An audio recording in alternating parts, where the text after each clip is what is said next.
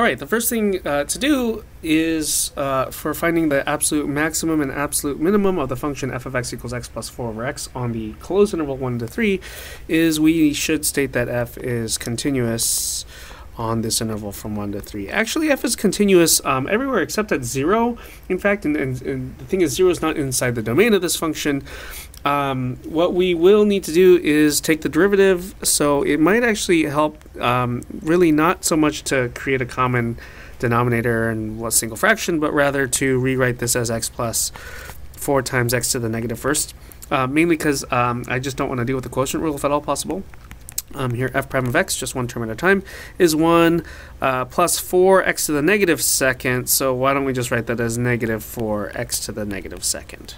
Now, there's multiple ways to write this. I would say that the thing to do is think about this as 1 minus 4 over x squared. So it's really nice to think about this x to the negative second as a negative exponent for differentiating, but then get it back in this form when we're doing the next part. See, when you stare at 1 minus 4 over x squared with that x squared in the denominator, it's more apparent to me that f prime is undefined at 0, and that's really the only x value where f prime is undefined. And then where is f prime equal to 0? Well, let's just set 1 minus 4 over x squared equal to 0. See, if you set 1 minus 4x to the negative second equal to 0, it's a little harder to see what happens next. You have some choices here. So some of you, your first inclination is to add 4 over x squared to both sides. That's fine. If you do, you have 1 is equal to 4 over x squared. Some of you will even, this is a slightly peculiar step, but you might divide by 4 on both sides and have 1/4 is equal to 1 over x squared. Now the thing is, if you go back to this 1 equals 4 over x squared, you might multiply by x squared on both sides and get x squared is equal to 4. That's fine. Others of you have this equation, and if you look at the 4 and the x squared, you multiply those together in your head, you get 4x squared. If you multiply both sides of this equation by 4x squared, you'll again get x squared is equal to 4. Others of you are going to take this equation and say, well, I don't have a single fraction here, but I can still multiply by x squared on both sides. When you distribute the x squared, you have x squared minus 4 is equal to 0. And of course, you can get here just by adding 4 on both sides. But the other option is to factor and have x plus 2, x minus 2 is equal to 0. Now here it's readily apparent that your solutions are x is plus or minus 2. And same thing you should get here, because when you square root both sides, you get a plus or minus sign. In summary, though, what we have is we've got x equals 0 and x is equal to plus or minus 2. Those are the partition numbers. So the partition numbers of f prime are x is equal to, if we list them in order, negative 2, 0, and positive 2. So these numbers there and that number right there. The thing is, the critical numbers of f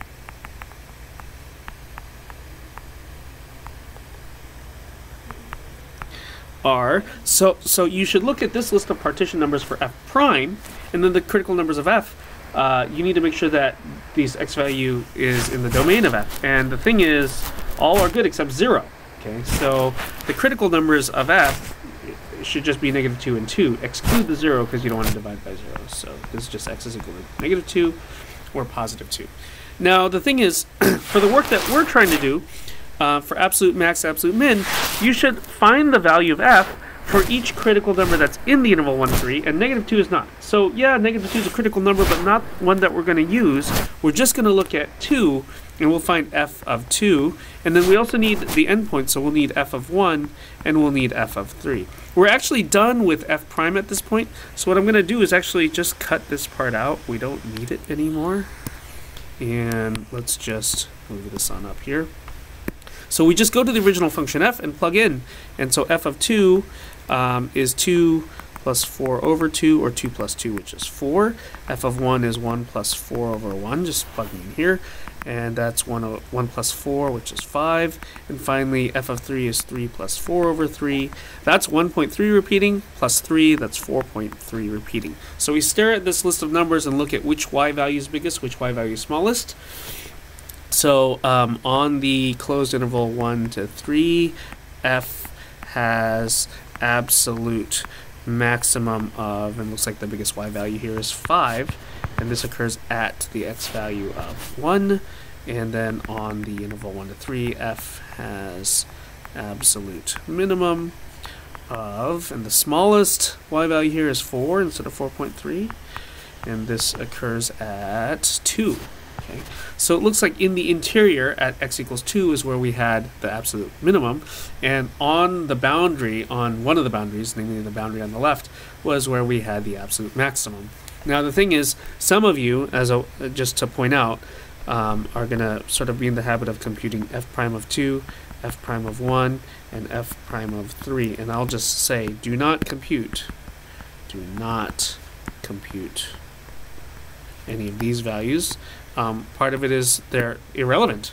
Remember what f prime of 2 means. F prime of 2 is actually the slope of the tangent line to the graph of f when x is equal to 2. F prime of 1 is the slope of the tangent line to the graph of f when x equals 1. That's not useful here. We're just trying to figure out what's the biggest and the smallest y value. Now, before ending this video, even though we're already done just by saying this part right here, I'll just show you what the graph looks like in Desmos. So in red you see the entire function. There's another part that's hidden if I zoom out a little bit over there, but let's zoom in on the relevant part. And then in blue I've just highlighted the part between 1 and 3, and so you see this local minimum, which ended up being the absolute minimum, and then this point on the end where we had 4.3 repeating, well, that's not the biggest y value. The biggest y value we wanted is right over here, the biggest y value of 5 when x was equal to 1.